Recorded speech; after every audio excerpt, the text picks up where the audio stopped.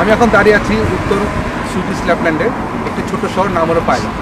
আমরা এখানে একটু আগে এসে পৌঁছেছি, 1 ঘন্টা হলো, এবং এই শহরটিতে আসতে আমাদের 550 কিলোমিটার পাড়ি দিতে হয়েছে, এবং এই 550 কিলোমিটার পাড়ি দিতে আমাদের সময় লেগেছে 6 থেকে 7 ঘন্টা।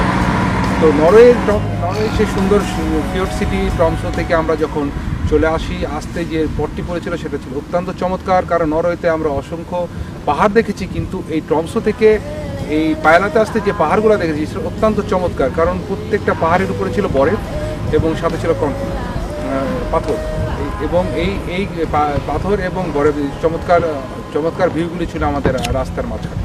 এবং আসতে যেটা আরও মজা পেয়েছি যে যখনই আমরা সুইডিশ ল্যাপল্যান্ডে প্রবেশ করি, এখানে আমাদের ফিনল্যান্ডের মাত্র 10 কিলোমিটার আমাদের ঢুকতে হয়েছিল।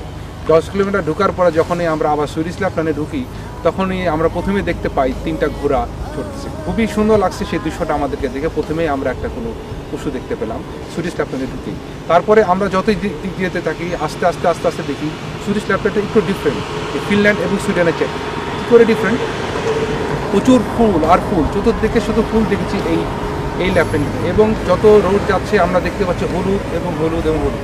দেখে মনে হচ্ছে যে পাতা ঝরার সময় এসে গেছে, কিন্তু না, এটা ক্রিসমাস ট্রি আগাগুলো সম্পূর্ণ হলুদ হয়ে গেছে। সুইডিশ ল্যাপল্যান্ডটা অত্যন্ত ডিফারেন্ট, অন্যরকম হলো ফিনল্যান্ড এবং নরওয়ের চাইতে।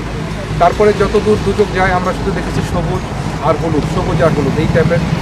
বন ছাড়া অন্য কোনো জনবসতি কিংবা কোনো মানুষ আমরা দেখতে পারিনি 2 থেকে 300 কিলোমিটার ভিতরে।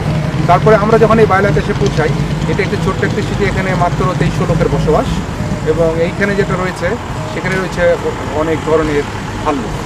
এই ভাল্লুক এখানে রয়েছে 250টি, এবং রয়েছে হিরবি নামে এক প্রাণী যেটাকে বলা হয় মুস, এবং এটা অত্যন্ত লম্বা হয়, ঘোড়ার মতো। এই বাইলা থেকে আমাদের নেক্সট গন্তব্য হচ্ছে ফিনল্যান্ড অথবা সুইডেনের হাপারান্তা, এবং তারপরে আমরা হয়তো চলে যাব ফিনল্যান্ডের সেই ছোট শহর হয়তো বা টিমিটনিওতে।